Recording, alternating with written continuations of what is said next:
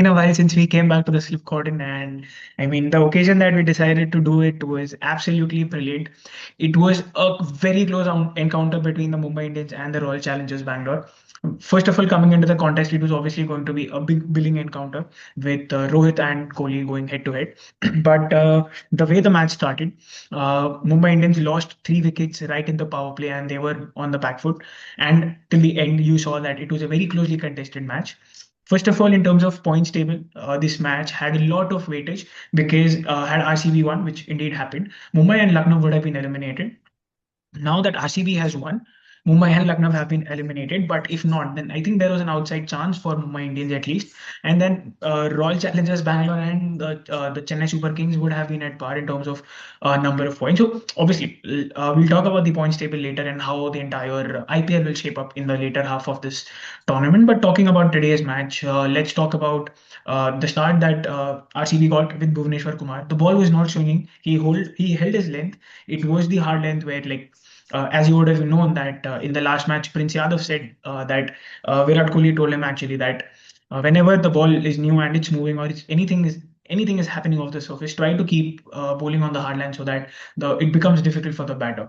So from the start that Mumbai got, what did you think? What like they got to a score of say 166? It was what do you make of it? Yeah, Surya Kumar Yadav at the post-match interview mentioned that they were at least 15-20 Yeah, runs short, which I yeah, agree to because the start was not great. Of course, courtesy to Bhuvneshwar Kumar with the brilliant line and length correct. deliveries that he got the wickets off. Brilliant partnership from Tilak and Namandir. They got Mumbai back in the game, but Correct. somewhere I think that the finishing was missing. Hmm. Today, Hardik Pandya's absence was felt, Hmm. even though he has not been in the best of forms. But you required that bit of finishing at the very end. Correct. Even in the last over, they were not able to get those many runs as they wished. Hmm. So 166 was under par definitely, but they bowled their hearts out, and they were in the game for most part of it, but not capitalizing on key moments led to the downfall.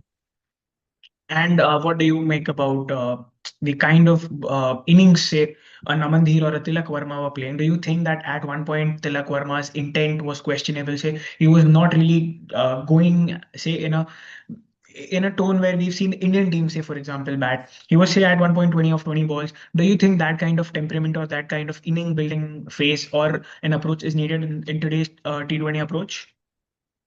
Yeah, look, I'll not blame him for that because you had someone like a Raj Bawa come in next, along Hmm. with Corbin Bosch. So, not much of an IPL experience there.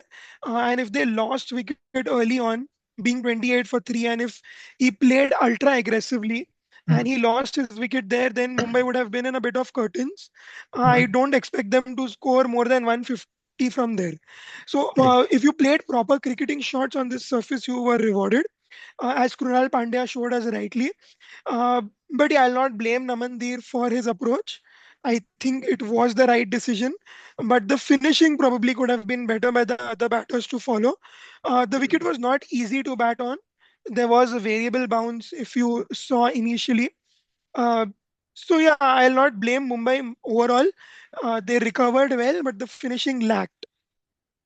Correct. I think probably they were somewhere around 150 at the end of 17.3 or 17.4. And I was watching the match. I thought if Mumbai Indians get on to say 180, 185, they had Rajangad Bawa and Tilak at the crease at that time. Corbin Boss to come in. So obviously they were targeting 180 plus, and that would have been a match-winning score because you saw that 166 was very difficult to chase down for the Royal Challengers Bangalore. Now coming to the response. Kohli getting out for a golden duck second consecutive time this IPL season. Do you think it's something to worry about for the Royal Challengers Bangalore, or like it's just like take it in the stride and move ahead? Not at all. I think he's a quality player, and he's never been in this situation before. It's just that he needs to check his shot before he actually takes on the bowler. But overall, RCB look very good. Jacob Bethel again not being the kind of player that Phil Salt is. Yep. Yes. That could be a bit of a question mark, and Romario Shepherd, of course. It's been, I think, a couple of games when he's not been able to finish off for RCB, so that can be a bit of a question. The good thing for them is that their batting is flexible. Correct. with Krunal Pandya being there today. He batted at 5 and he played such an exceptional knock. He was calm, composed, and he knew when to take the bowlers down. Correct. So that was some good decision by Rajat Patidar. Tim David again not scoring back to back. I think that could also be a bit of a talking point. But RCB overall, if you look as a team, they are doing really well. All balances are there, so nothing to worry about overall. Great. Now coming to their chase, you saw again they were also three down in the power play, albeit they had a bit of partnership going on. They had one person holding up the innings, and it was good until say Jitesh Sharma and Krunal were playing together, and then you had an over where you got two consecutive wickets. Jitesh and Tim David got out, and Corbin Bosch, which is brilliant. Let's say he was the person who was holding Mumbai, like the hopes of the Mumbai fans together. One word for Jasprit Bumrah through the season, although he bowled a brilliant penultimate over, but he's not picked up more than three wickets in across 11 games. That is something for me to worry about. But again, since the season is over, I think he might just get a breather because India play three ODIs in the end of June, so he get a 3 or 4 weeks of breather, which is enough for a quality bowler to go back, reflect, and come back very strong. You're right. The numbers are a bit of a shocker for me. I expected better numbers, but Naman, if I talk about Mumbai's season as a whole, if you take my preview video and you see, I did mention this that they might run out of steam because of the amount of Correct. cricket that the premier players have been playing. So Correct. not really surprised, but again, Bumrah bowling that penultimate over, that was really good from him. I actually had a bit of a toss up. I was thinking that he may bowl the last over and you may give someone like a Deepak Chahar the penultimate over. But the reason being that even if there were 10 runs to defend, Bumrah could have done it. But then Hmm. Romario Shepherd, being Good. the player Yeah. that he is, Good. he could have, could have completed the game there and there itself. So See, I a bit think of yeah. a, Yeah. yeah. Agreed. Yeah. Yeah. Yeah. Go on. No, no. So that was the bit of a question mark. But I think Surya Kumar overall captaincy was very, very good today. And here we say that Surya's captaincy was on point, and there are a few selectors who are trying to remove him from captaincy, but that's due to his batting failures. Today also he got out for a golden duck, which is something that you have to focus on. A lean IPL season is not something that you relate with Surya Kumar Yadav. Last year he had 15 plus consecutive scores of 30. So that was because of which I think he was given the captaincy and like he won the trust of the selectors. I think from an Indian point of view, you might just want to back him for a couple of series before getting in someone like a Shreyas Iyer and just making him the captain straight away. But that's a discussion that we can take on some other day. Now moving on to the points table, RCB go on top. We have Punjab Kings who played Delhi Capitals tomorrow. If Delhi Capitals lose, they are out of the tournament tomorrow. And we have Chennai Super Kings who are at 12 points. And the other two teams in contention are the Gujarat Titans, the Sunrisers Hyderabad, and the Rajasthan Royals. The Rajasthan Royals started very, very firmly. And we both knew that this is going to happen where they sort of phase out in the IPL. Who are your top four at this point? And like your top two as well. I think Punjab and RCB could be top two. That's my gut feeling. Fourth position is a bit of an open one. I see Sunrisers making it through for sure. So fourth position would be up for grabs. I still think there are three teams that are in contention. The matchups actually favor Chennai, if you ask me. Leaving my biasness aside, because I see LSG No fair. Yeah, facing them, LSG facing correct. them again, Yeah, and they have two difficult games with SRH and GT. So correct. even if they win one of those, they can see themselves finish up in fourth. But Naman, the turning point from here would be the net run rate, because I see many teams on similar points, but the net run Net rate run being rate a is, yeah, difference. correct. And that is where I think Right. RCB has a great advantage. The game where they bowled out Delhi Capitals for 90, 100 odd runs and they chased it down in 7.5, 8 overs or 9 overs, whatever it was, they have a very good net run rate because of which they are at the top of the table. For me, my top four would be I would want RCB and SRS to be number one and number two. I'll come to that later. But number three would be Punjab Kings and number four would be a toss up between Gujarat Titans and Chennai Super Kings. One question for you, Rehan. In case Chennai Super Kings makes it to the top four and MS Dhoni is fit to play during the playoffs, What change do you make in your playing 11, or do you continue, just please thala, आप बाहर ही ठीक हो? No, I think he himself will not try and fumble the combination. Correct. He knows the team is doing well and the combination is set. Even though with Chennai, if you observe even today's game, their finishing has not been that Correct. good. You Do know, you you do get you a bit of a expect a hiccup. change in place of Prashant Veer? Not really, not at the moment. See, if they had lost wickets initially, 1 and 2, they might have played Sarfaraz today. Since it came down to finishing, they played Prashant Veer. So that's actually good. That shows the depth that Chennai have. But you can play Prashant Veer at that number 5, 6 position. He played well Correct. today. But finishing is again a bit of a concern for CSK also. Correct. And now coming to the most important question, Rehan. Uh, in the next few games for the Punjab Kings and for, like we've spoken about RCB and CSK, for the Punjab Kings, for the Rajasthan Royals. Let's talk about Punjab Kings first. You had a phase where you won 7 on the bounce and then you've lost 3 on the trot. For me, at a personal level, I never thought Punjab Kings would make it to the playoffs this season, but the way they started, but I could see a few chinks in their armor, particularly the form of Yuzvendra Chahal. He's a bowler that does not really play at the highest level anymore. So people have figured him out. They are targeting him. Some matches he's escaping, some match he's on the attack. But apart from him, I think there is a lack in their bowling. You can't rely on Ashdeep Singh, Xavier Bartlett, Marco Jansen, Yuzvendra Chahal. You need to have that X factor in your bowling. At the moment, Punjab's batting is covering it up. But the moment, say, Shreyas, Prabhsimran, and Priyansh are not firing in the last few innings, you are genuinely seeing that's it, that depth in their palace. Stones is also I not agree bowling with at the you. moment. I agree with you. Arshdeep also has not been in the best of forms. Correct. That is what is hurting Punjab because he is their best bowler. I feel Arshdeep, with the games that he's played for India, he's done so well in the death and in the power play.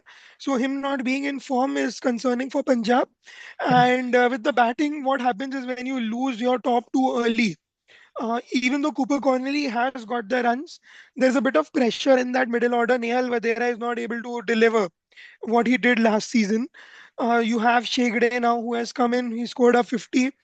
But somehow that doesn't seem too strong for me. That's a bit of a challenge that Punjab will have to sort out when they go into the business end of the IPL. Uh, the advantage that goes with Punjab is that they've only lost three. And that 1 point that they have got because of no result, that could actually place them at two or number one, even if Correct. they win a couple of games. So let's hope that they bring their form back again. They need to show that hunger, Naman. That is what RCB is showing at the moment. If they show that hunger, then Punjab is unstoppable. And from a captaincy point of view, there are a few questions that there are a few reports, let's say, that Shreyas Iyer might be given the T20 captaincy if he continues performing like that, and he eventually say they drop out of the top two or even don't make it to the playoffs, which could be a far-fetched idea. But do you think that a captain like Shreyas and the coach combo of Ricky Ponting would have a higher role to play at this point of the league? Definitely, Shreyas is one for the future, for sure. See, Surya is not any younger. Correct. He has to someday retire, and you need your middle order Indian batter to be able to soak in pressure, play spin well, and in case he is a winner this year of the IPL, that puts him in the forefront to become the captain. In my opinion, personally, so there is no one to stop Shreyas apart from himself. He has that aura points definitely. He's been doing so well. Even last season, he was brilliant. Um, I think this season would determine his place in the Indian setup. Correct.